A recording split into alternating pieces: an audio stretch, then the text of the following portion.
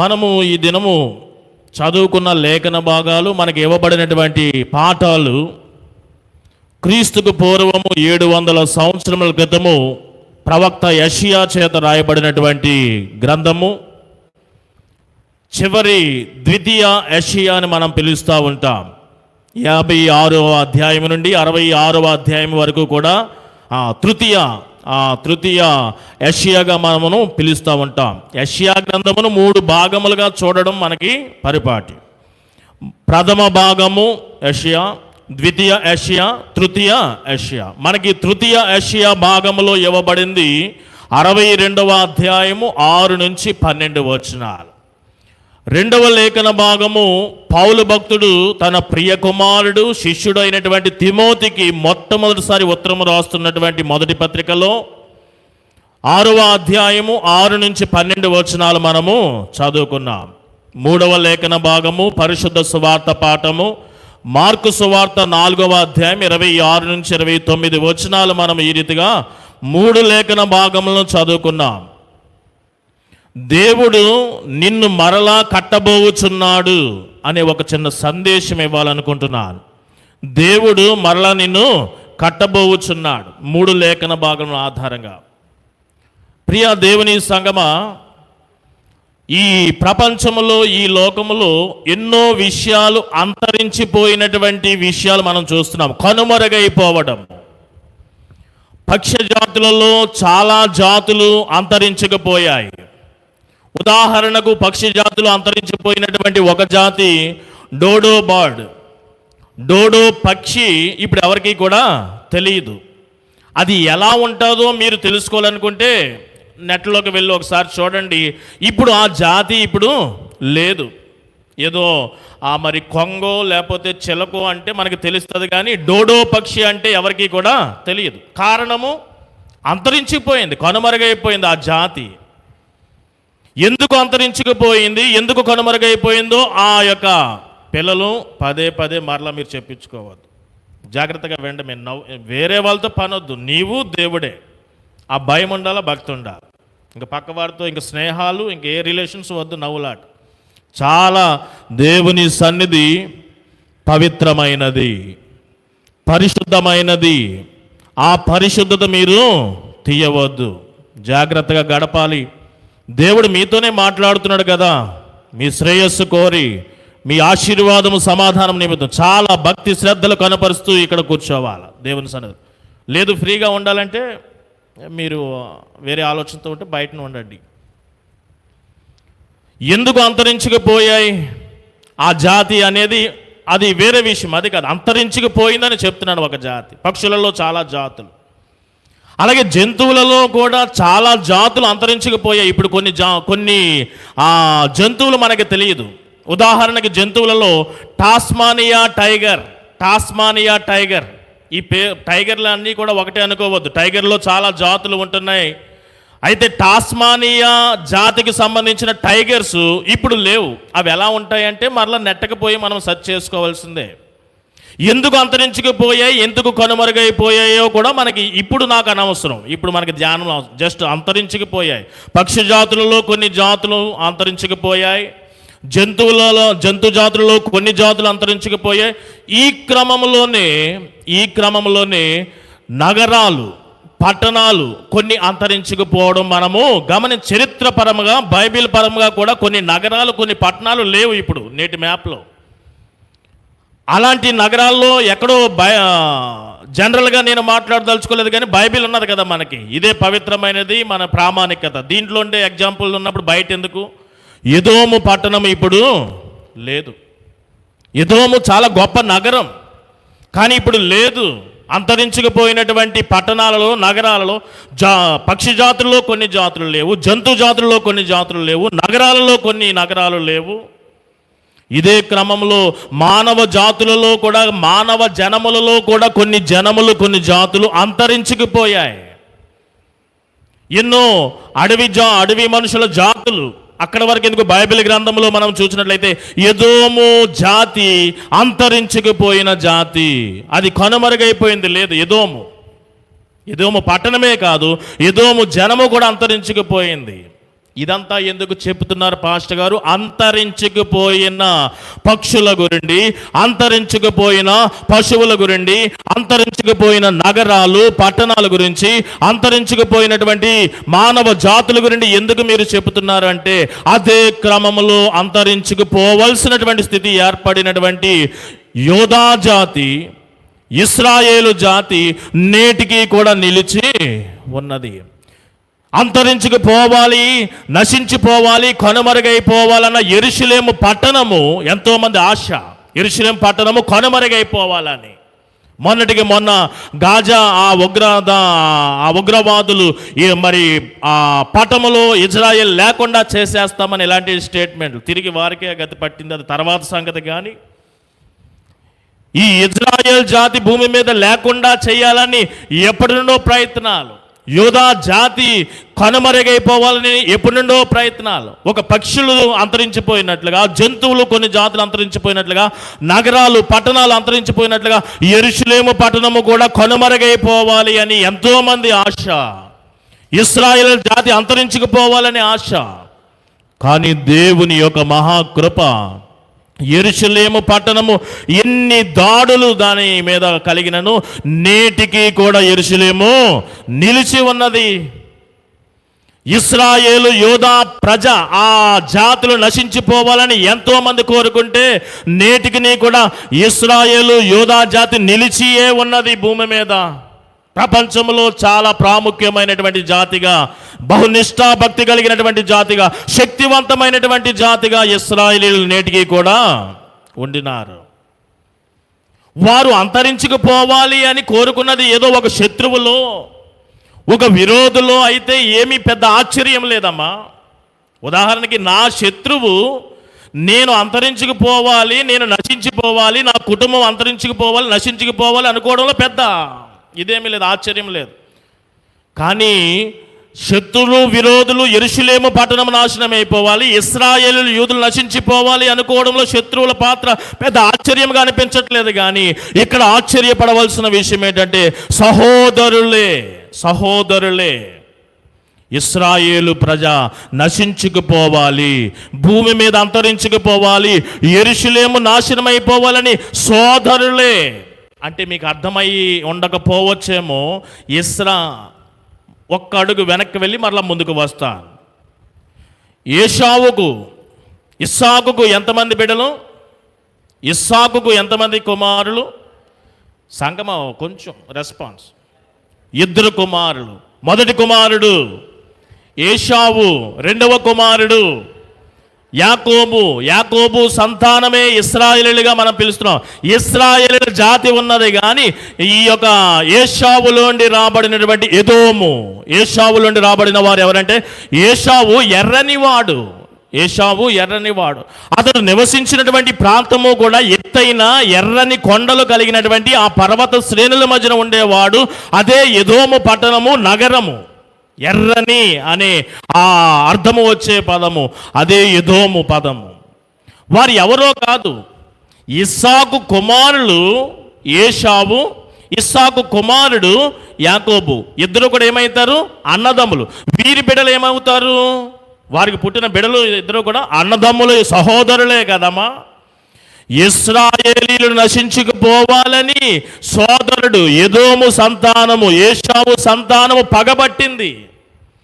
ఎవడో సిరియనుడో, ఎవడో ఐగుప్తీయుడో, ఎవడో మరి రోమియుడో, గ్రీకో, లేకపోతే బబులోనియుడో శత్రువు ఈ రీతిగా అనుకుంటే పర్వాలేదు.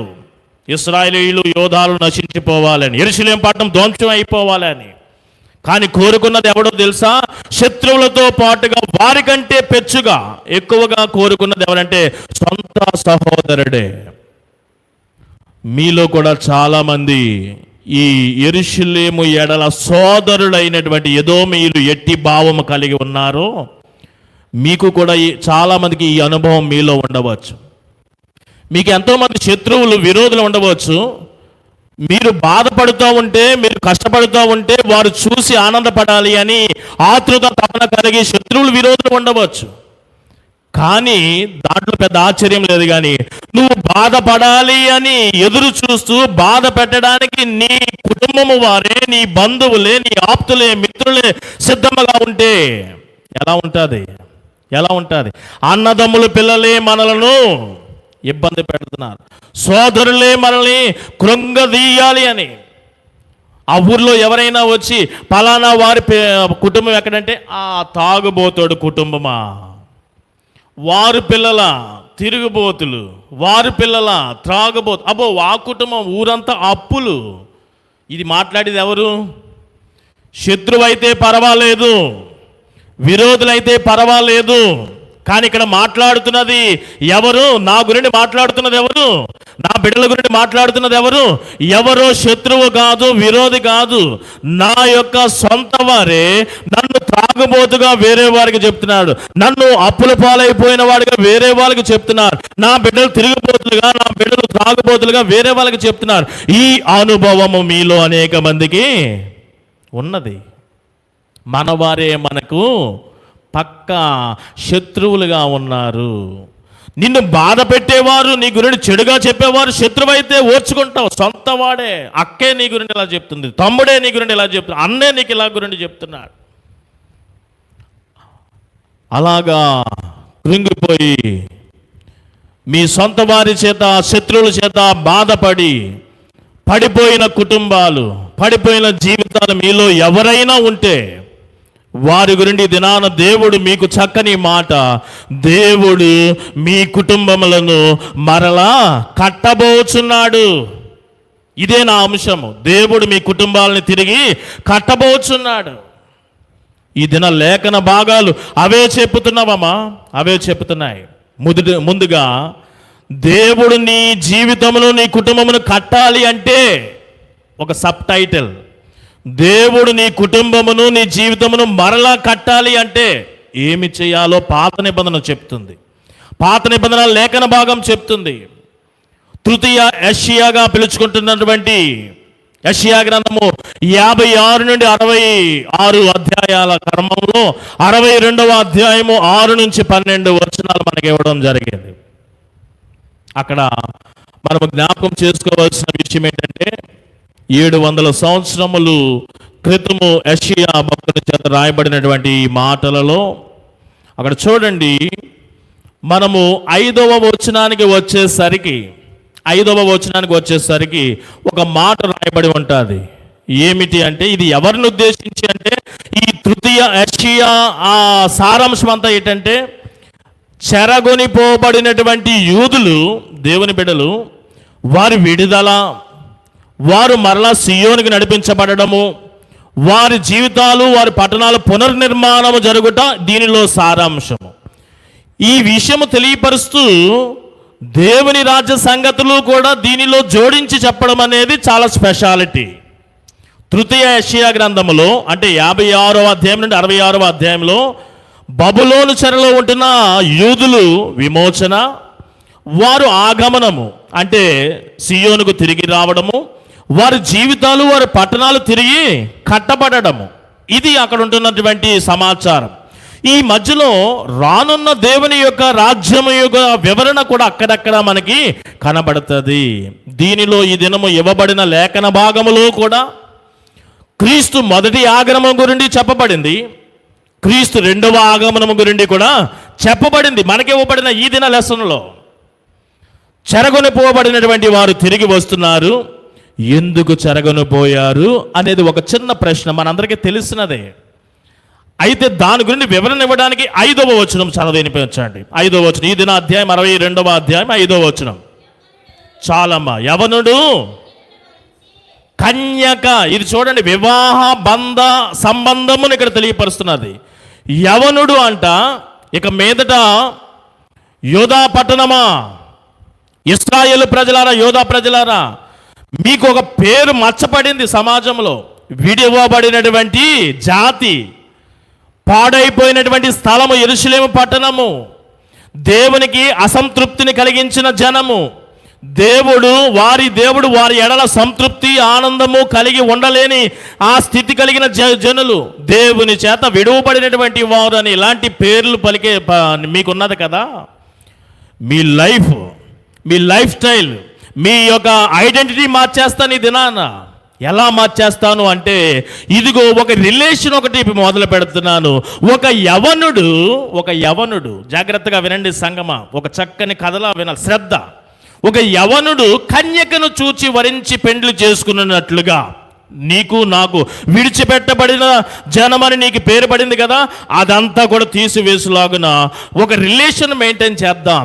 ఏమిటి ఆ రిలేషన్ అంటే, ఒక యుక్త వయసు కలిగినటువంటి వాడు, యుక్త వయసు కలిగిన కన్యక.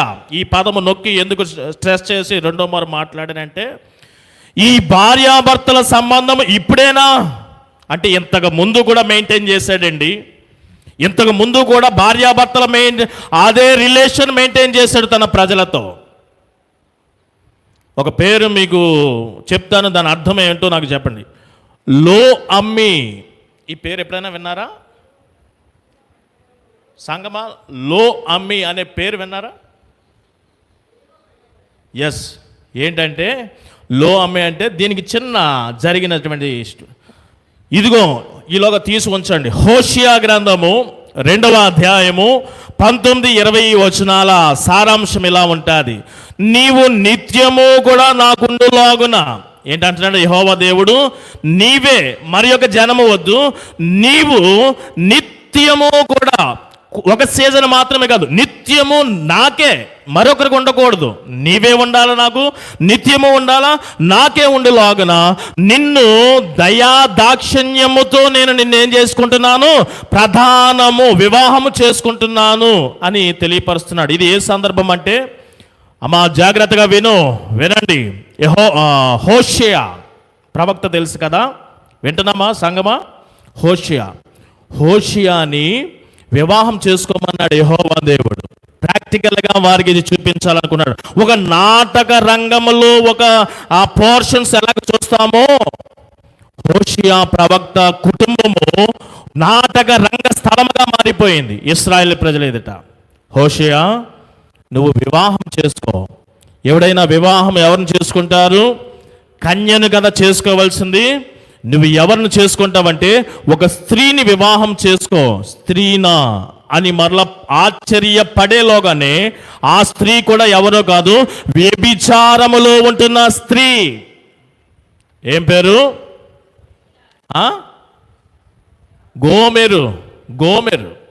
గోమెరు అనబడుతున్నటువంటి స్త్రీ. ప్రభువా కన్య అనే లోగానే స్త్రీ అన్నాడు కదా, స్త్రీయా అని ఆశ్చర్యపోయేలాగానే ఆ స్త్రీ ఎవరంట? వ్యభిచారము చేయుచున్నటువంటి స్త్రీని వివాహం చేసుకో. పెళ్లి చేసుకున్నాడు, 3 బిడ్డలు కలిగారు. అయితే ఆ బిడ్డలలో, ఆ సంతానములో హోషియాతో కలయిక ద్వారా పుట్టబడినటువంటి సంతానముగా లేని కారణముగా, హోషియాతో కలయిక లేని సంతాన కారణముగా 3వ బిడ్డకి ఏం పేరు అంటే, వ్యభిచారములో ఉన్న స్త్రీని కనికరపడి వివాహం చేసుకునేను సరే, ఎంతో కృతజ్ఞత కలిగి ఉండాలి కదా, భర్తకి నమ్మకముగా కలిగి జీవించాలి కదా. కుక్కతో ఒక వంకర అన్నట్టు వ్యభిచార బుద్ధిలో ఉన్నటువంటి ఆమె బుద్ధి మారలేదు. హోషియా వివాహం చేసుకున్న మరలా ఆమె వ్యభిచారంలోకి వెళ్ళి సంతానము కంటే ఆ సమయంలో 3వ బిడ్డకి పేరు పెడుతున్నాడు లో అమ్మి. దాని అర్థం ఏంటంటే, మీరు నా జనము కాదు, నేను మీకు దేవుడిగా ఉండదలుచుకోలేదు, నేను మిమ్మల్ని విడిచిపెట్టేశాను. అదేంటది? మీరు నా జనము, నేను మీ దేవుడు అన్నవాడు మోషే దగ్గర నుండి కూడా హోషియా కాలానికి వచ్చేసరికి దేవుడు ఏమంటున్నాడంటే, ఇశ్రాయేలు ప్రజలను చూచి, లో అమ్మి, నీవు నా జనము కాదు, నేను మీ దేవుడును కానే కాదు, నేను మిమ్మల్ని విడిచిపెట్టేశాను అంటున్నాడు. దేవుడు విడిచిపెట్టేశాడు. అలా అదే ఇక్కడ మనకి 62వ అధ్యాయంలో ఈ దినము యెహోవా చేత విడిచిపెట్టబడిన, విసర్జించినటువంటి, విడువబడిన జనమా అనే పేరు వాళ్ళకి. అప్పుడు ఇంతవరకు కూడా మిమ్మల్ని విడిచిపెట్టేశాను కదా. అప్పుడంటే యెహోవా దేవుడు డైరెక్ట్గా వేరొక రోల్ పోర్షన్ ఏమీ లేకుండా వ్యభిచారముగా, అంటే వ్యభిచారం అంటే శారీరక పరమైన వ్యభిచారం కాదండి, దయతో వినండి, శారీరక పరమైన వ్యభిచారం కాదు. ఒక యెహోవా దేవుడు దైవం ఉంటుండగా వేరొక ఇతర దైవములను ఆత్మీయ వ్యభిచారం, ఇక్కడొక దేవుడు అక్కడొక దేవుడు మరి ఒక దేవుడు, ఇశ్రాయేలు ఇలాగ దైవములు పెట్టుకొని చెలరేగిపోతుంటే వ్యభిచారులు. మీరు నన్ను దైవముగా, హోషియాకి ఆ వ్యభిచారి ఆ భార్యగా ఉన్నను, మరలా వెళ్ళి వేరొకరి చేత సంతానం, మీరు కూడా నన్ను ఆరాధిస్తూ మరలా ఈలోక దేవతలను ఆరాధిస్తున్న క్రమంలో మీరు ఈ యొక్క బుద్ధి మార్చుకోలేని కారణముగా మీరు ఇక మీదట నా ప్రజలు కాదు, నేను మీ దేవుడును కాను. ఏ భర్త క్షమిస్తాడు? ఏదో వ్యభిచారం చేసుకున్నాడంటే ఏదో అతని ప్రేమో కరుణయో కృపో దయో ఏదో మార్చుకోవాలి కదా. అదా మరలా వివాహమైన తర్వాత అదే బుద్ధి కొనసాగితే ఉంచుకుంటాడు ఈ భర్త? యెహోవా దేవుడు సేమ్ అంతే. అలా వ్యభిచార ముద్ర పడినటువంటి విడువబడిన జనాంగానికి ఇక్కడ ఏమంటున్నాడంటే, లేఖన భాగం చాలా కరెక్ట్గా చెప్తుంది, ఇక మీదట నిన్ను మరలా తిరిగి కడతాను. ఎలాగూ అంటే ఇప్పుడు నీవు హెప్సీబా అంటే ఒక ఇష్టురాలుగా మారిపోతావు నాకు, అదే రీతిగా బ్యోలా పతివ్రతగా పవిత్రతగా మారిపోతావు, పతివ్రతగా మారిపోతావు. ఇదిగో ఇప్పుడు నేను కాదు, పోర్షన్ మారింది, రోల్ మారింది. 5వ వచనం ఇప్పుడు మీకు అర్థమవుతుంది. 5వ వచనం మరలా చదువు. ఒక యవనుడంట, ఎవడు యవనుడు? అలాగే ఒక కన్యక. ఇప్పుడు వ్యభిచారం ఒక స్త్రీ కాదు, ఒక వ్యభిచారిని కాదు, ఎవరంటే ఇప్పుడు ఒక కన్యక. అదేంటి అది? ఆ ప్రజ ఆల్రెడీ ఇతర దేవలు ఒక్కసారి వ్యభిచారంలో కొన్నాక మళ్ళీ కన్యత్వం ఎలా వస్తుంది? నికోదేము ప్రశ్న. నేను నా తల్లి గర్భంలో నుండి పుట్టినప్పుడు మరలా నేను జన్మించగలను, మరలా వెళ్ళిపోవాలా అన్నట్టుగా ఉంటుంది. ఈ కన్యక ఎలాగా నేను మరలా ఎలా ఇష్టురాలుగా ఉండగలను, ఎలా పతివ్రతగా ఉండగలను? ఒక యువకుడు వస్తాడు నీ దగ్గరికి. ఆ యువకుడు ఎవడో కాదు, మన విమోచకుడు రక్షకుడు అయినటువంటి యేసుక్రీస్తు ప్రభువారు. ఇప్పుడు ఇశ్రాయేలు జనం కాదు కన్యక అంటే, ఆయన యందు ఎవరైతే విశ్వాసం ఉంచుతారో వారే ఇష్టురాలు. అదే హెబ్రీ పత్రిక 11వ అధ్యాయం 6వ వచనం చెప్పగలరా? హెబ్రీ పత్రిక 11వ అధ్యాయం 6వ వచనం. విశ్వాసము లేకుండా దేవునికి ఇష్టులయ్యుండుట అసాధ్యము. విశ్వాసం ఉంచండి యువకుని యందు. ఎవరా యువకుడు? మన యొక్క విమోచకుడు, పంపబడినటువంటి వాడు. అదే ఈ దిన లేఖన భాగంలోనికి వచ్చేసినట్లయితే, మార్గములను సరళము చెయ్యుడి. మొదటి ఆగమనము. రాళ్లను తీసి పారవేయుడి. జనములు మీ దగ్గరికి వచ్చేలాగా ముందుగానే సువార్త సమాచారము భూదిగంతముల వరకు ప్రకటించబడి ఉన్నది. అదే కదా యెషయా గ్రంథం 7వ అధ్యాయం 14వ వచనం. ఆలకించుడి, కన్యక గర్భవతి అయి కుమారుని. ముందుగానే భూదిగంతములకు సువార్త సమాచారము చెప్పబడి ఉన్నది. ఇదిగో రక్షణ ఆయన యొద్దే ఉన్నది. మీరు ఇంటికి వెళ్ళిన తర్వాత చదువుకోండి అమ్మ ప్రశాంతంగా. రక్షణ ఎక్కడ ఉన్నదంట? ఇంకా ఇవ్వబడలేదు.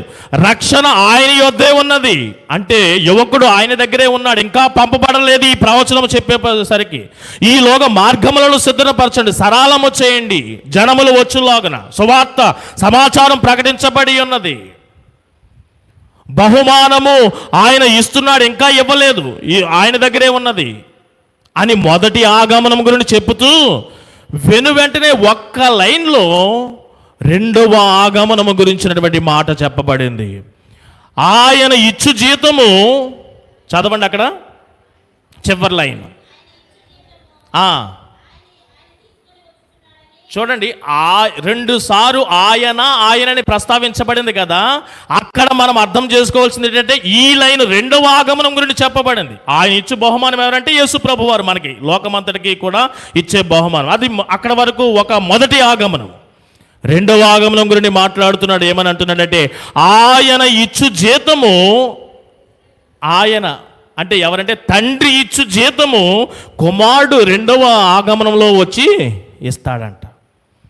ఈలోగా ఇష్టురాలుగా, ప్రియురాలుగా, పతివ్రతగా ఎలాగ పరిశుద్ధ జనముగా 12వ వచనంలో పరిశుద్ధ జనముగా పేరు ఎలా మారిపోతుందంటే, మొదటి ఆగమనములో ఇదిగో నా బహుమానము ఇస్తున్నాను.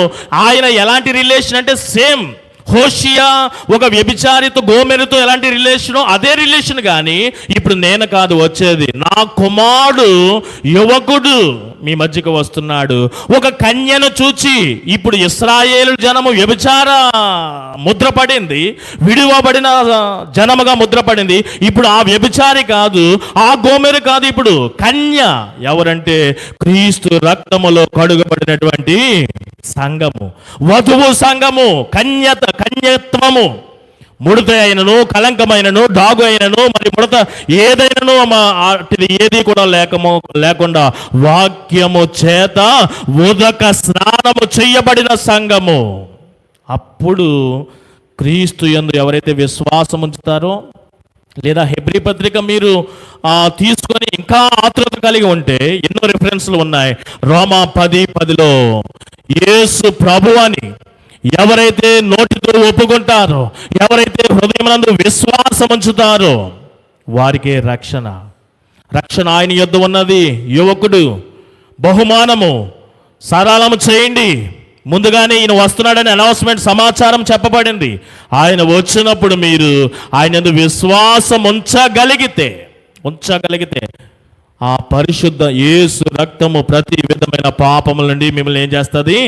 పవిత్రులుగా, బ్యోలా పతివ్రతగా మారిపోతావు క్రీస్తు ద్వారా. ఆయన యందు విశ్వాసం ఉంచితే ఇష్టరాలుగా మారిపోతావు. అప్పుడు నీకు ఆయన యొక్క విశ్వాసం, ఆయన యందు ఉంచిన విశ్వాసము ద్వారా పరిశుద్ధురాలుగా వధువు సంఘము సిద్ధపడి, ఇక మీదట విడవబడిన లేదా తృణీకరించబడిన లేదా పాడైపోయిన స్థలముగా కాదు, బ్యోలా అనియు హెప్సిబా అనియు పరిశుద్ధ జనమనియు నీకు పేరు. కాబట్టి ఇక్కడ మీరు చేయవలసినది, ఇక మీదట మరలా ఏ శత్రువు నీకు ఉండడు. నీవు విత్తినది, నీవు కోయినది ఆ ధాన్యమే కానీ ద్రాక్షరసమే కానీ, మన్నించండి, నీ యొక్క ద్రాక్షరసమే కానీ నీ యొక్క ధాన్యమే కానీ నీవే పానము చేస్తావు, భుజిస్తావు. శత్రువు దాని మీద అధికారం లేకుండా చేసేస్తాను, నిన్ను మరలా తిరిగి కడతాను అని చెప్తున్నాడు. అయితే నువ్వు చేయవలసినటువంటి కొన్ని విషయాలు ఉంటున్నాయి, 3 విషయాలు. ఆ 3 విషయాలు ఏంటో తెలుసా? ఆయన ఇచ్చు జీతము, ఆ వచనం చదవండి, చివరి లైను.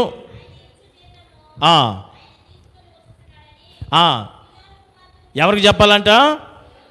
చెప్పాలా అంటే మీరందరూ కూడా, లేదా ఆనాటి ఇశ్రాయేల్ ప్రజలు లేదా యోధా ప్రజలు ఎలా ఉన్నారంటే, దేవుడు మమ్మల్ని మర్చిపోయాడేంటి, దేవుడు మమ్మల్ని విడిచిపెట్టేసాడేంటి అనే అపోహలో, ఆ అనుమానంలో ఉన్నారు. కానీ మొట్టమొదటిగా మీరు దేవుని చేత కట్టబడాలనుకుంటున్నారా?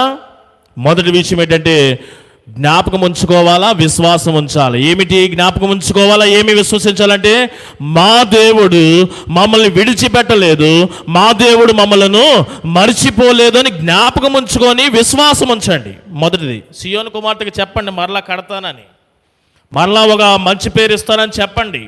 నేను మర్చిపోయాను అనుకుంటుంది సియోను కుమార్తె. మీలో చాలామంది మీ స్వంత కుటుంబాల చేత బాధపడి దయనీయమైనటువంటి జీవితాలకు వెళ్ళిపోయారా? మరలా ఇంకా ఎంత దెబ్బ, ఎంత భారము మోస్తే చూడాలి అని మీ ఆప్తులే, మిత్రులే ఎదురు చూస్తున్నారా? ఏం భయం లేదు, ఖాతరు చేయొద్దు. దేవుడు నీతో మాట్లాడుతున్నాడు, నిన్ను మరలా నేను కడతాను అంటున్నాడు. ఎలా కడతాడంటే దేవునికి ఇష్టమైనటువంటి కుటుంబముగా, దేవునికి ఇష్టమైనటువంటి వ్యక్తిగా నిన్ను మార్చబోతున్నాడు. పవిత్రత నీకు అలంకరిస్తానంటున్నాడు, పరిశుద్ధ జనముగా నిన్ను చేర్చుకుంటానంటున్నాడు. ఎలాగంటే యువకుడు దేవుని బహుమానం పడుతున్న యేసు యందు మీరు విశ్వాసం ఉంచండి. మీరు చేయవలసింది ఏంటంటే మా దేవుడు, ఈ లోకంలో తండ్రి, తల్లి, సోదరుడు, అక్క అందరూ కూడా మనల్ని మర్చిపోయినా విడిచిపెట్టినా సరే, మా దేవుడు, సియోను కుమార్తెకి చెప్పండి, మా దేవుడు మమ్మలను మర్చిపోలేదు, విడిచిపెట్టలేదని. ఇది ఒక విషయం. అయితే మరి ఒక విషయం ఏంటంటే 6వ వచనంలో ఒక మాట, 7వ వచనంలో మరి ఒక మాట, పదాలే వారిని మీరు ఎలా అర్థం చేసుకుంటున్నారో తెలియదు, కానీ ఈ దిన సందేశ ప్రకారం నేను చెప్తున్నాను. కావలి వారు అని ప్రస్తావించబడింది. 6వ వచనం చదువు.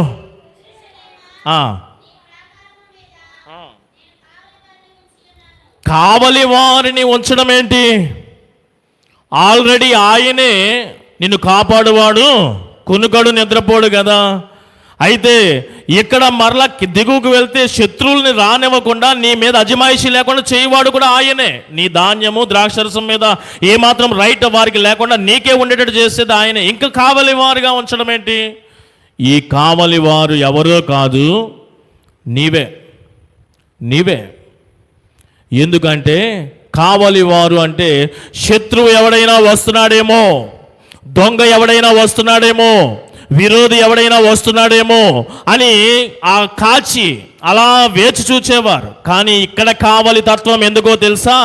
నీవు బ్యోలాగా మార్చబడతావు, హెప్సిబగా మార్చబడతావు, పరిశుద్ధ జనముగా మార్చబడతావు. యువకుడు వస్తాడు, 10 మంది కన్యకలు ఎదురు చూచినట్లుగా ఆ యువకుని గురించి మీరు ఎదురు చూడాలి. యెహోవా కొరకు ఎదురు చూచువారు, ఒక్క మాట చెప్పలేరా సంగమా? యెహోవా కొరకు ఎదురు చూచువారు, నూతన నీ కుటుంబాన్ని, నీ జీవితాన్ని నేను కడతాను. నీవు చేయవలసింది ఏంటంటే మొదటిగా జ్ఞాపకం ఉంచుకో, నేను నిన్ను మర్చిపోలేదని, నేను నిన్ను విడిచిపెట్టలేదని విశ్వసించు. మరి ఒక విషయం ఏంటంటే నీవు కావలికాయ్, నేను ఎప్పుడు వస్తానా, యువకుడు ఎప్పుడు వస్తాడా, యేసు ఎప్పుడు వస్తాడా అని ఎదురు చూడు. కావలి వాడు చేసేది అది ఒక పోర్షన్, ఒక విషయం. నువ్వు అది చేయి. యెహోవా కొరకు నువ్వు ఎదురు చూడు. ఎందుకంటే రక్షణ ఇంకా ఆయన యొద్దే ఉన్నది. అదే కదా దిగువ చెప్పబడింది. రక్షణ ఇంకా ఎక్కడ ఉన్నదంట? ఆయన యొద్ద. ఆయన ఇచ్చు బహుమానం కూడా ఎక్కడ ఉన్నదంట? ఆయన యొద్దే ఉన్నది. మొదటి ఆగమనము, రెండవ ఆగమనము, మ్యాటర్ అక్కడే ఉన్నది, ఆయన దగ్గరే ఉన్నది, ఇంకా రాలేదు. అది ఎప్పుడు వస్తుందా అని కావలికాయ ఎదురు చూడు. నీ జీవితము, నీ కుటుంబము దేవుని కొరకు ఎదురు చూసే కుటుంబముగా ఉంటే నీకు నీ యొక్క జీవితము కట్టబడుతుంది. ఇది నాకు చెప్తున్నాడు. పరిశుద్ధురాలుగా, పవిత్రురాలుగా, ఇష్టురాలుగా, పరిశుద్ధ జనముగా మార్చగలిగే శక్తి ఆయన దగ్గర ఉన్నది. మార్చే క్రమంలో నీవు ఆయన యందు విశ్వసించు. ఆయన కొరకు రెండవది ఎదురు చూడు. కావలి కాయవారు వాళ్ళే. మూడవది 7వ వచనంలో చెప్పబడింది ఏమిటంటే జ్ఞాపకకర్తలు. ఈ పదం కనబడిందా? ఆ యెహోవా జ్ఞాపకకర్తలు నియమించాడంట. ఎవరు ఈ జ్ఞాపకకర్తలు అంటే? ఎవరో కాదు, నీవే. అబ్రహాముకు వాగ్దానం చేసేసాడు. ఆ వాగ్దానము ఆయన ఎన్నిసార్లు జ్ఞాపకం చేసుకున్నాడో లేదో తెలియదు, కానీ ఇస్సాకు జ్ఞాపకం చేసుకున్నాడు. నా తండ్రికి వాగ్దానం చేశాడు. యాకోబు జ్ఞాపకం చేసుకున్నాడు. ఇశ్రాయేలు ప్రజలు, మోషే, వీరందరూ జ్ఞాపకం చేసుకున్నారు. ఏంటి జ్ఞాపకం చేసుకున్నారు? అడిగేవారు, ఇదిగో ఆ అబ్రహాము దేవా, ఇస్సాకు దేవా, ఇదిగో మన వారికి ఇచ్చినటువంటి వాగ్దానమును మేము జ్ఞాపకం చేస్తున్నాం అడిగేవారు. ఇది నీ జీవితంలో దేవుని యొక్క వాగ్దానాలు ఎన్నో ఉన్నాయి, నెరవేర్చబడ్డాయా? ఇదిగో నా దేవుని, మీలో చాలా మందికి ఈ వాగ్దానం వచ్చి ఉంటుంది. దేవుని చేతిలో భూషణ కిరీటముగాను, నా దేవుని చేతిలో రాజకీయ మౌటముగా నిన్ను ఉంచేదను. చాలా మందికి వచ్చి ఉంటాయి అలాంటి వాగ్దానాలు ఎన్నో. అవన్నీ కూడా నెరవేరలేదని నిరుత్సాహపడగా, దేవుడు నిన్ను మర్చిపోలేదని గుర్తుపెట్టుకో. దేవుడు నిన్ను మర్చిపోలేదు, విడిచిపెట్టలేదని విశ్వసించు. రెండవది ఆయన కొరకు ఎదురు చూడు, కావలికాయ్.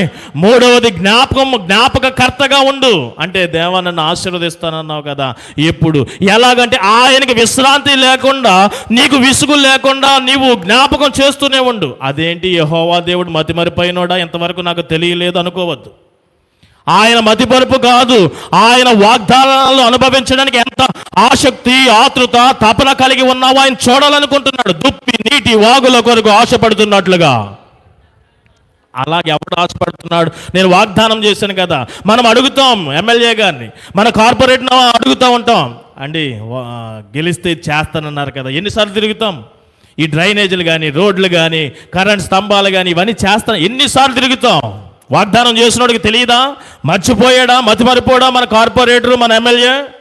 అలాగని ఇక్కడ వాళ్ళకి వెళ్ళి ఎక్కించి నా మీదకి రాబో, అలాంటి పనులు చెప్పండి ఊరకనే. ఈ ఏరియా గురించి మాట్లాడు, ఏ ఏరియా అయినా సరే. మన దేవుడు మతిమరిపోడా? మన దేవుడు మతిమరిపోడా? కాదు.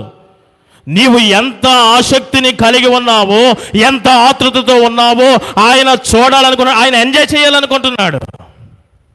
జ్ఞాపకకర్తలారా, మీరు ఆయనకు విశ్రాంతిని ఇవ్వకుండా, మీరు విసుగకుండా అడుగుతూనే ఉండండి, జ్ఞాపకం చేస్తూనే ఉండండి. అంటే వాగ్దానాల నిమిత్తము ప్రార్థన సంభాషణలో దేవునితో మనము మెలుగుతూనే ఉండాలి. అప్పుడే దేవుడు నీ కుటుంబాన్ని కడతాడు. మూడు చాలా విషయాలు ఉన్నాయి, కానీ మిగిలిన వాటికి కూడా న్యాయం చేయాలి కదా. 3 విషయాలు చెప్పాను. దేవుడు పడిపోయిన నీ కుటుంబాన్ని, కూలిపోయిన నీ జీవితాన్ని, నీ సొంత వారే ఆ దుస్థితికి కారణము. యోధా ప్రజలు బబులోనికి పోవడానికి గల ఎన్నో కారణాలలో ఒక కారణం ఏంటో తెలుసా? వారి సోదరులే. ఈ దినాన మీరు మీ కుటుంబాలు, మీ జీవితాలు ఇలాగ పడిపోవడానికి, ఆర్థికంగా కృంగిపోవడానికి, మీ బిడ్డలు ఈ రీతిగా అయిపోవడానికి గల కారకులు శత్రులైతే పర్వాలేదు, మీ వారే. అలనాడు యూదులు బబులోనులో బందీలుగా అయిపోవడానికి ఒక కారణము వారి సోదరులైన ఎదోమీయులే. బబులోను రాజు దగ్గరికి వెళ్ళి ఇక్కడ సమాచారం అంతా కూడా నెబుకద్నెజరుకి చెప్పి ఎలా ముట్టడించాలా, ఎప్పుడు పట్టుకెళ్ళాలా, ఈ సమాచారం అంతా కూడా అందజేసింది ఎవరంటే వారే. ఎలా రావాలో, ఎలా చొరబడాలో, వారిని ఎలా దెబ్బ కొట్టాలో చెప్పింది కూడా సొంత సహోదరులే. అతగాడు వచ్చి, నెబుకద్నెజరు వచ్చి వీరిని హింసించి 3 పర్యాయాలు ధ్వంసము క్లీన్గా మొత్తం అంతా కూడా చేసేస్తా ఉంటే ఈ సోదరులు రవ్వంతైన బాధ కూడా లేకుండా చూసి ఆనందపడేవారంట. వారి గుమ్మమ్మలలో వారు ఆనందపడేవారు. మీ సోదరులు, మీ యొక్క ఆప్తులు కూడా మీరు కృంగిపోతూ ఉంటే, నలిగిపోతూ ఉంటే వారు చూసి ఆనందపడేవారు ఎంతోమంది ఉన్నారు. వారికి ఈ దినాన దేవుడు చెప్తున్నాడు, ఏమీ బాధపడొద్దు, మీరు నా జ్ఞాపకాల్లో ఉన్నారని మీరు విశ్వసించండి, నా కొరకు కనిపెట్టుకొని ఉండండి, నాకు మీ వాగ్దానాల నిమిత్తము ప్రార్థనా సంభాషణల్లో మీరు జ్ఞాపకం చేస్తూ ఉండండి. ఇట్టే కట్టేస్తారు మీ జీవితాలను. ఇక మీద మీరు ఇష్టముగా మారిపోతారు, పవిత్రులుగా మారిపోతారు, పరిశుద్ధ జనముగా మారిపోతారు. నా ఆనందం మీరే. ఇంకా యెహోవా వారి యందు ఆనందపడే ఆ సమయం. ఇలాగ మీ జీవితాలు కడతాడమ్మా. ఈ 3 విషయాలు గుర్తుపెట్టుకోండి. అదేంటండి? యెహోవా మరలా కట్టడం అంటే మునుపు ఒకసారి కట్టాడా అని ఒక ఆలోచన రావాలి కదా, ఒక అనుమానం రావాలి కదా. అవును, మునుపు ఒకసారి వారిని కట్టాడు. ఐగుప్తులో వారు ఒక జనము కాదు, ఒక ప్రజ కూడా కాదు. ఐగుప్తులో వారికి ఒక దేవుడు లేడంటే ఆటోమేటిక్గా పండగ కూడా లేదు. అలాంటి జనమును ఐగుప్తు నుండి విమోచించింది ఎవరు? యెహోవాయే. త్రవ్వని బావులను, కట్టించని ఇండ్లను, పండించని పంటలను, నిర్మించని నగరాలను ఇచ్చి వారిని ఒక జాతిగా, ఒక జనముగా, ఒక పట్టణముగా కట్టింది ఎవరు? యెహోవాయే. మరి యెహోవా ఒకసారి కట్టాడు కదా. కానీ ఆ హోషేయ భార్య ఏం చేసింది? ప్రవక్త భార్య ఏం చేసింది? మరలా వివాహము చేసుకునేను, మరలా వ్యభిచారకు వెళ్ళిపోయింది, మరి ఒక కుమారుని కనినట్లుగా. వీరు యెహోవా చేత కట్టబడిన కుటుంబముగా పాలు తేనెలు ప్రవహించు దేశములో, ఇదిగో మీరు నా ధర్మశాస్త్రములు మీ హృదయముల నిండా నా ఆజ్ఞలను కట్టడలను మీరు నన్నే ప్రేమించాలని ఇలా చెప్పినా వారు కట్టబడినటువంటి వారు మరలా వ్యభిచారం, ఆత్మీయ వ్యభిచారం చేశారు. వెంటనే దేవుని కేంద్రముగా కాకుండా ఈ లోకంలో మరి ఒకటి కేంద్రముగా చేసుకుని జీవించారు. కట్టబడిన వారు ఎవరి చేత కట్టబడ్డారో వారి చేతనే వారు పడద్రోయబడ్డారు. వారి జీవితాలు కూలిపోయి బబులోనికి వెళ్ళిపోయి 70 సంవత్సరాలు.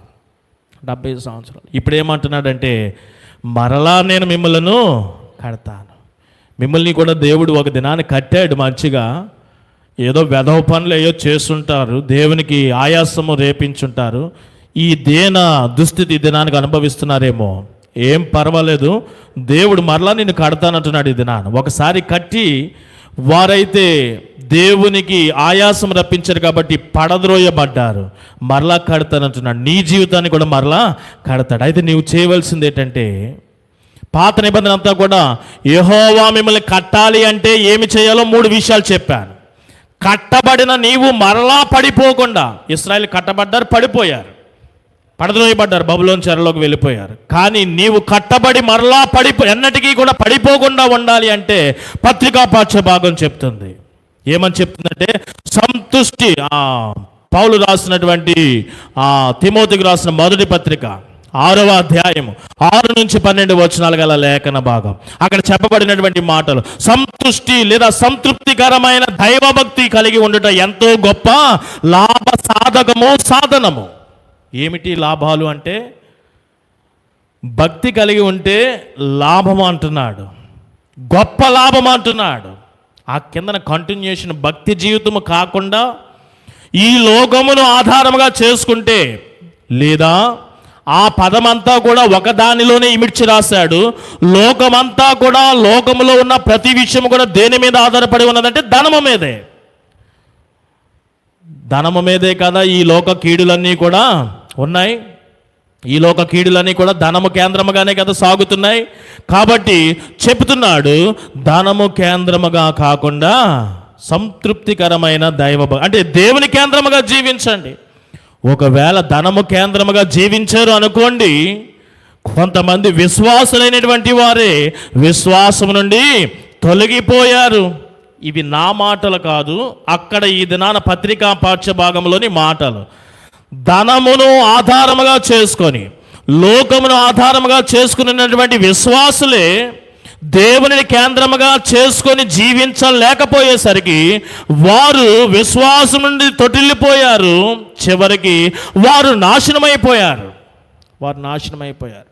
ఈ లోకమును కేంద్రంగా చేసుకుంటేనమ్మా, ధనమును ఆధారంగా చేసుకుంటే ఏమైపోతావో తెలుసా? అక్కడ రాయబడినటువంటి మాటలు, శోధనలో పడిపోతావు, ఉరిలో పడిపోతావు. ఇది రెండవ మాట. మూడవది, అవివేకయుక్తములైనటువంటి, అలాగనే హానికరములైనటువంటి దురాలోచనలోకి వెళ్ళిపోతావు. మూడవది. ఫైనల్లీ నాలుగవది, నీవు నష్టము చెవి చూడాలా, నశించిపోతావు. దేవునిని ఆధారముగా చేసుకొనక ధనమును కానీ ఈ లోకమును కానీ ఆధారంగా చేసుకుంటే, ఇదిగో నువ్వు శోధనలో పడిపోతావు, ఉరిలో పడిపోతావు, అవివేకయుక్తములైన అలాగే హానికరములైనటువంటి దురాశలలో పడిపోతావు. నీకు నష్టమే వస్తుంది. నీ బిజినెస్, నీ చేతుల కష్టము, నీ యొక్క ఉద్యోగ విధానం అంతా కూడా చివరికి నువ్వు నాశనమే. అదే కదా వారు చేసింది. ఇశ్రాయేలు మొదటగా దేవుడే కట్టాడు కదా, త్రవ్వని బావులు, పండించని పంటలు, కట్టించని గృహాలు, నిర్మించని నగరాలు దేవుని చేత కట్టబడ్డారు. కానీ ఎందుకు పడిపోయారంటే ధనమును ఈ లోకమును కేంద్రముగా చేసుకున్నారు. ధనమే ఈ లోకములో ప్రతి ఒక్క పాపమునకు, ప్రతి కీడుకు అదే మూలము. దీనిని ఒకే ఒక అధ్యాయంలో కోట్ చేయాలంటే యెహెజ్కేలు ప్రవక్త 34వ అధ్యాయంలో మనము ఎక్కువ ధ్యానాలు కూడా చేశాము. ఇశ్రాయేలీయుల కాపరులు గుర్తున్నదా? ఇశ్రాయేలీయుల కాపరులు, మంచి కాపరులు, చెడ్డ కాపరులు. ఇశ్రాయేలు కాపరులు ఏం చేస్తున్నారంటే, గొర్రెలన్నిటినీ కూడా చెదిరిపోతూ ఉంటే, తొలగిపోతూ ఉంటే వాటిని వెతికే కాపరులుగా లేరు. గాయపడిన గొర్రెలుగా ఉంటే వాడిని స్వస్థపరిచి బాగు చేసే కాపర్లుగా లేరు. మరి ఏందయ్యా ఇశ్రాయేలు కాపర్లు చేసేదంటే, ఆ గొర్రెల యొక్క బొచ్చును ఆశిస్తున్నారు, ఆ గొర్రెల యొక్క క్రొవ్వును వారు ఆశిస్తున్నారు. అంటే ధనమునే ఆశిస్తున్నారు, ధన కేంద్రముగా. అలనాడు ఇశ్రాయేలు కాపర్లే కాదమ్మా, నేటి క్రైస్తవ సంఘ అధికారులైనటువంటి వారు, అది ఏ డినామినేషన్ అయినా సరే, సంతృప్తికరమైన దైవభక్తి ఉండదు కానీ, దేవుని కేంద్రముగా జీవించడం లేదు కానీ ధన కేంద్రముగా వెళ్ళిపోతున్నారు. వారు ఉరిలోనికి వెళ్ళిపోతున్నారు, శోధనలో పడిపోతున్నారు. వారు హానికరములైనటువంటి అవివేకయుక్తములైన దురాశలకు వెళ్ళిపోతున్నారు. వారికి ఏంటో అర్థం అవట్లేదు. కాలము చెల్లుబడి అవుతుంది అనుకుంటున్నారేమో. ఇదిగో వారు ఎంత సంపాదించినా ధనం వారికి నష్టమే కలుగుతుంది. చివరికి వారు నశించిపోతారు. ఎవరో ఇశ్రాయేలు కాపర్లే కాదు, నేటి సంఘాలలో క్రైస్తవ అన్యులు అనుకోవడంలో ఏమీ అర్థం లేదు. మనల్ని మనం అనుకోవడమే. మనల్ని ఎవరికో చెప్పే ముందు మనల్ని మనం చూసుకుంటే బెటర్ కదా. ఇలాంటి దుస్థితి. కానీ అలాంటి వైఖరి కలిగిన జీవితము విశ్వాసం నుండి తొలగిపోయి చివరికి ఏమైపోతున్నారంట? నశించిపోతున్నారు. వారికి వారే పొడుచుకుంటున్నారు. అంటే వారి యొక్క ఆ నాశనము, వారి యొక్క గొయ్యి వారే త్రవ్వుకున్నారు. ఆ రీతిగానే నిర్మూలమైపోయారు. మీరైతే అట్ట కాదు. మీరేం చేయాలా? సంతృప్తికరమైనటువంటి దైవభక్తి కలిగి ఉండండి. అది ఎట్లా ఉంటుంది? దాన్నే కొంచెం మరలా ఇంకొక కోణంలో, ఇది ఒకవైపు ఒక కోణంలో మరి ఒక యాంగిల్లో దాన్నే ఫోకస్ ఎలా చేసేటే విశ్వాస సంబంధమైన మంచి పోరాటము అన్నాడు. భక్తి కలిగి సంతృప్తి కలిగిన ఆ జీవితమునే మరి ఒక పదం ఏం వాడాడంటే విశ్వాస సంబంధమైన మంచి ప్రయాణము చేయి, పోరాడు అంటున్నాడు. అది ఎలా ఉంటుందని వివరిస్తే ఒక 6 విషయాల్లో చెప్పేశాడు. 6 విషయాల్లో చెప్పేశాడు. ఏమిటి ఆ 6 విషయాలు అంటే? నీతి, మీకు తెలుసు, ఇంకా చదువుకొని వచ్చారు కదా ఆల్రెడీ, చెప్పగలరేమో అని చిన్న ఆశ. ఈలోగా నేను రిలీఫ్ అవుతాను. నీతి, భక్తి, విశ్వాసము, ప్రేమ, ఓర్పు, సాత్వికము. ఇవన్నీ కలగొలుపు ఒకసారి జీవిస్తే దానిలో భక్తి జీవితం కనబడుతూ ఉంటుంది. నీతి ఎప్పుడైతే కలిగి ఉన్నావో, నీతి లేకయే ఇశ్రాయేలు కాపులు కానీ నేటి సంఘ అధిపతులు కానీ ఎలా ఉన్నారు అంటే నీతి లేకయే, భక్తి లేకయే, దేవుని యందు విశ్వాసం ఉంచకయే, ఓర్పు లేకయే, సాత్వికము లేకయే, ప్రేమ లేకయే సంఘాలంటే. కానీ నీవైతే సంతుష్టికరమైనటువంటి దైవభక్తి కలిగి ఉండు, విశ్వాస ప్రయాణము గొప్పగా సాగించు. ఎలాగయ్యా? ఇదిగో ఈ 6 విషయాలు. ఈ 6 ఆనాటి ఇశ్రాయేలు ప్రజలకు లేవు. దేవుని చేత మొట్టమొదటిగా పాలస్తీనా కానాను దేశంలో కట్టబడినటువంటి వారికి నీతి లేదు, భక్తి లేదు, ప్రేమ లేదు, ఓర్పు లేదు, సాత్వికం లేదు. అందుకనే వారు పడగొట్టబడ్డారు. ఈ దినాన్ని మీకు తెలియపరుస్తున్నాను. దేవుడి దినాన్ని కట్టబోతున్నాడని చెప్పాను కదా. దేవుడు నిన్ను మర్చిపోలేదని చెప్పాను కదా. దేవుని చేత కట్టబడాలి అంటే పాత నిబంధనలో 3 విషయాలు చెప్పాను. 3 ఫాలో అవ్వండి. మరలా పడగొట్టబడకుండా నువ్వు ఉండాలి అంటే దైవభక్తి కలిగి జీవించు పత్రిక చెబుతుంది.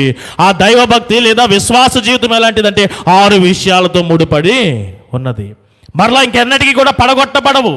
అంటే దేవుని మీద ఆధారపడిన జీవితం అది, లోకము మీద, ధనము మీద ఆధారపడిన జీవితము కాదు. కాబట్టి ఇంకెన్నటికీ కూడా నువ్వు పడగొట్టబడవు. అంత మాత్రమే కాదు, సమయం అయిపోయింది కాబట్టి ఇంక వివరణ ఇవ్వడానికి కూడా సమయం లేదు.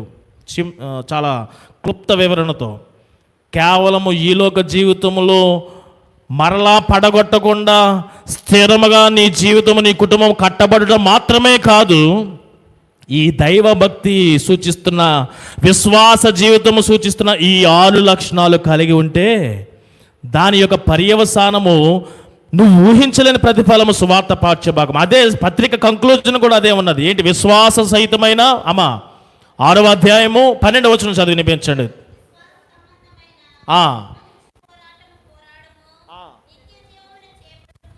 నిత్య జీవము అనేది ఎలా వస్తుందంటే విశ్వాస సంబంధమైన మంచి పోరాటం పోరాడితేనే. ఆ నిత్య జీవం ఎలా వస్తుందంటే ఊహించలేని విధముగా నీకు అందుతాది అని సువార్త పాఠ్యభాగం తెలియపరుస్తుంది. ఇప్పుడు సువార్త పాఠ్యభాగం మార్కు సువార్త 4వ అధ్యాయము 26 నుంచి 29 వచనాలు. అది జస్ట్ పదాలతో నేను చెప్పుకొని వెళ్ళిపోతాను, మీరు చూస్తూ ఉండండి. అక్కడ ఏమని రాయబడి ఉన్నదంటే ఒక మనుష్యుడు. ఒకసారి అందరూ కూడా బైబిల్ తీయండి, బైబిల్ స్టడీ లాగా జస్ట్ 1 మినిట్. అక్కడ చెప్పబడింది ఏంటంటే ఒక మనుష్యుడు అనేవాడు ఉన్నాడు కదా. ఆ మనుష్యుడు ఎవడో కాదు, విశ్వాసి, నీవే. రెండవది భూమి అనేది ఉన్నది కదా. ఆ భూమి అనేది ఏమిటో కాదు, నీ జీవితం లేదా నీ హృదయం. గుర్తుపెట్టుకోండి, మనిషి అనేది ఎవరిని ఉదాహరించి చెప్తున్నాను నేను? నీ గురిండే. భూమి అనేది ఎవరు, దేన్ని పోల్చి చెప్పాను? నీ హృదయం లేదా నీ జీవితం. అలాగే విత్తనము, ఇది దేవుని యొక్క సువార్త. విత్తనం అనేది దేవుని యొక్క సువార్త. 4వది రాత్రింబగళ్ళు అనే పదము, దివారాత్రములు లేదా రాత్రింబగళ్ళు అని అక్కడ రాయబడి ఉన్నది. అదేంటంటే నీ జీవితకాలం అంతయు కూడా, నీ జీవితకాలం అంతయు కూడా. అలాగనే నిద్రపోవచ్చు, మేలుకొనొచ్చు.